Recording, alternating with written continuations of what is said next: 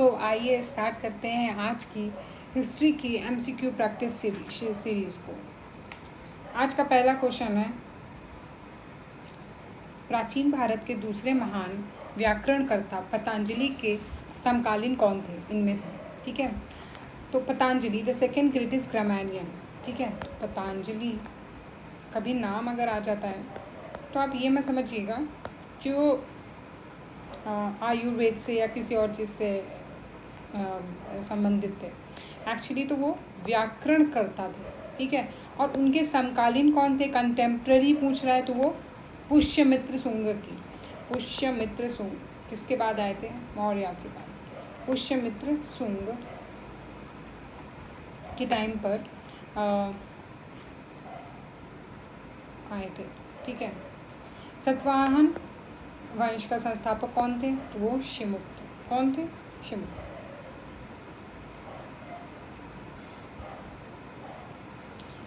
फिर काव्य वंश के संस्थापक कौन थे? तो वो वासुदेव थे। वासुदेव। ठीक है, कण्व।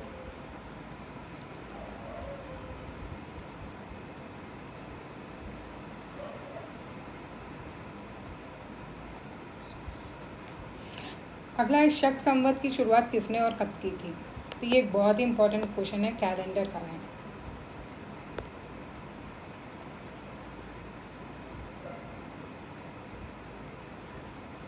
और कैलेंडर पे एक बार क्वेश्चन और भी आ चुका है। कैलेंडर पे एक बार और क्वेश्चन आ चुका है कि यूपीपीएससी में। तो यहाँ पे पूछ रहा है शक संवत के बारे में। तो शक संवत कब स्टार्ट हुआ था? किसने स्टार्ट किया था? कनिष्क ने स्टार्ट किया था। और कब? 78 AD में किया था। ठीक है, द फेमस बुद्धिस्ट स्कॉलर अश्वघोष was the contemporary of which of the following? प्रसिद्ध बौद्ध विद्वान अश्वघोष निम्नलिखित में से किसके समकालीन थे? तो वो कनिष्क के समकालीन थे, उनके टाइम पे थे।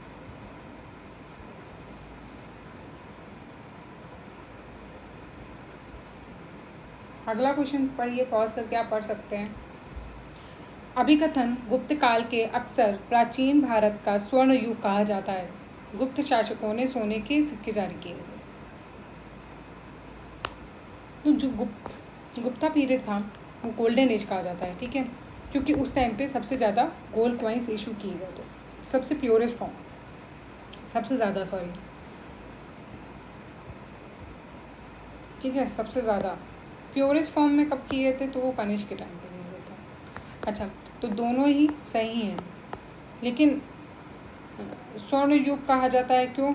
ऐसा क्या किया जाता है? क्योंकि उस टाइम पे जो सोसाइटी थी वो बहुत अच्छी थी। उनके टाइम पे गोल्ड कॉइन्स तो दिए गए थे, इशू किए गए थे, बट ऐसा नहीं है कि वो गोल्डन एरा इसलिए कहते हैं कि उस टाइम पे गोल्ड कॉइन्स की वजह से, इसलिए कहते हैं क्योंकि उस टाइम की सोसाइटी बहुत ही अच्छी थी, क्वालिटी थी। ठीक है, इसलिए ये जो एक्सप्लेनेशन है वो गलत हो जाता है।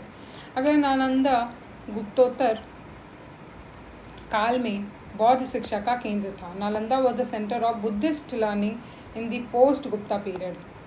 ठीक है, तो फिर इसके पाल शासकों ने संरक्षण दिया, इसे पाल शासकों ने संरक्षण दिया। तो ये दोनों ही स्टेटमेंट सही हैं, पर ये इसका एक्सप्लेनेशन नहीं है। ठीक है,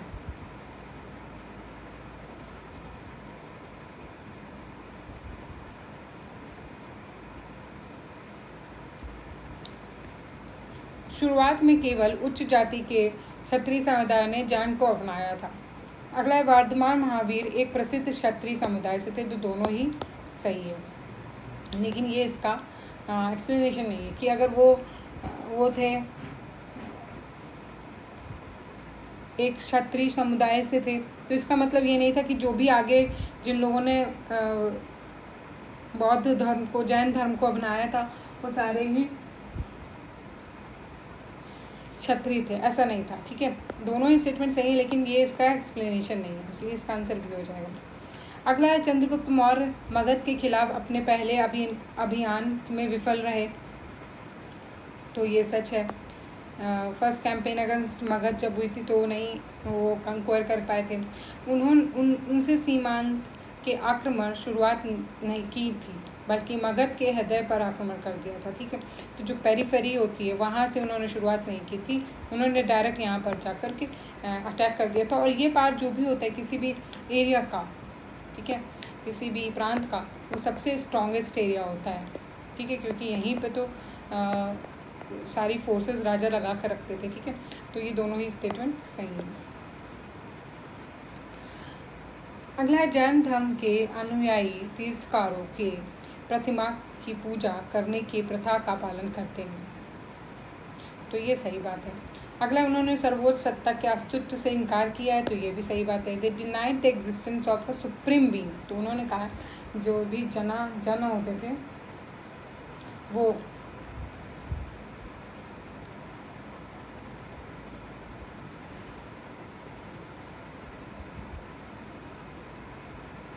होते थे वो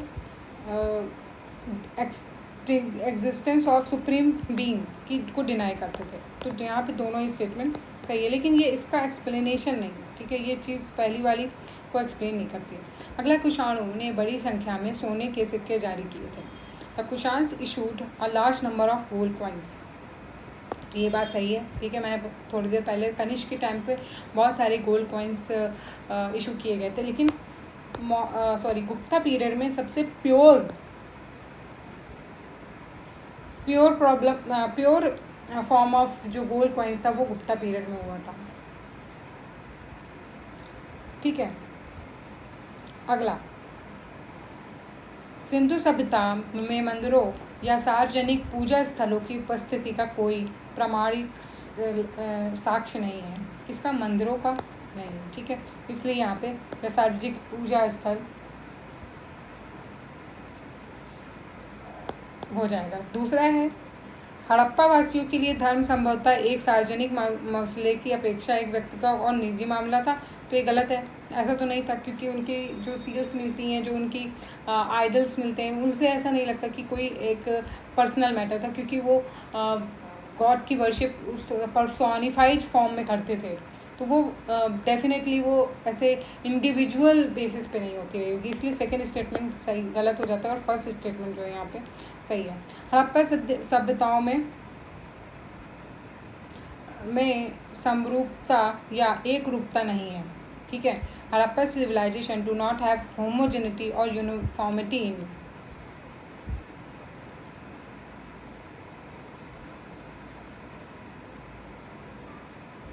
तो वो किस चीज़ को लेकर के नहीं है? तो वेट एंड मेजर्स जितनी भी साइट्स हैं वो सेम यूज़ की जाती थी, सीरियल क्रॉप्स भी सब जगह सेम यूज़ की जाती थी, ठीक है। लेकिन बरियल प्रोसीजर जो था वो सबका अलग था, क्योंकि कहीं कहीं पर सिंगल बॉडीज़ बरी की गई हैं, कहीं कहीं पर साथ में दो बॉडीज़ बरी की गई हैं, कहीं कहीं पर पैरेलल हैं, कहीं कहीं पर एक के ऊपर एक है, कहीं कहीं पर क्या होता है कि बॉडी बरी की गई, साथ में उसके जो भी टूल्स हैं, ऑर्नामेंट्स हैं, ड्रेसेस हैं, उनको भी किया गया। एक जगह तो एक ह्यूमन और साथ में एक डॉग, दोनों को एक साथ बरी किया गया। तो ये सारे एरियाज़ के अकॉर्डिंग ये चीज़ें चेंज होती रहती हैं।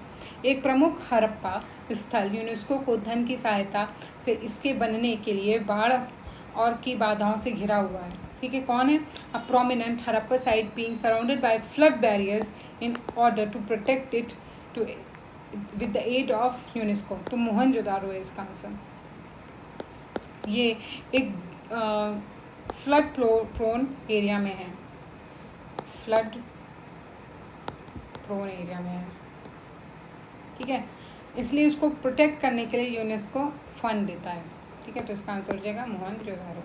हड़प्पा और मोहनजोदारो संस्कृति के लोग कहाँ के थे? वो चारकोलिक के थे, ठीक है। मैं पहले भी ये चीज़ बता चुकी हूँ कि वो चारकोलिक एज के थे। कैलाश टेम्पल कहाँ पर है?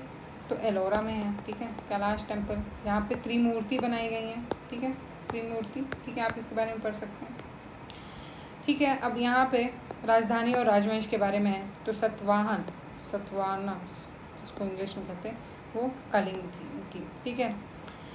चेत की कहाँ पे थी? भगत थी, ऊपर हमने एक क्वेश्चन किया था। कुशांस की कहाँ पे थी? तो वो पेशावर थी, ठीक है। ये इंडिया है, यहाँ पर थी। और कौशल की कहाँ थी? तो वो तो मगध में थी, ठीक है। तो इसका आंसर बी हो जाएगा। तो ये फॉलो कर दीजिए ये सीरीज़ को, और हम रोज़ एटलीस्ट 10 to 20 क्वेश्चंस करने की कोशिश करते हैं, किसी किसी दिन कम हो जाते हैं क्वेश्चंस, बट आप रोज़ इस सीरीज़ को फॉलो करिए ताकि थोड़ा थोड़ा करते हुए एंड तक आपके पास में एक बहुत ही अच्छा क्वेश्चन बैंक हो जाए। जब बाद में आप इन वीडियोस को रिवाइज कर रहे हैं तो आप इनको 1.5 की स्पीड से भी देख सकते हैं। साथ ही में आप हमारे PDF खरीद सकते हैं, जो कि PDFs आपको हेल्प करेंगे कंटेंट को और भी अच्छे से याद करने के लिए, ठीक है।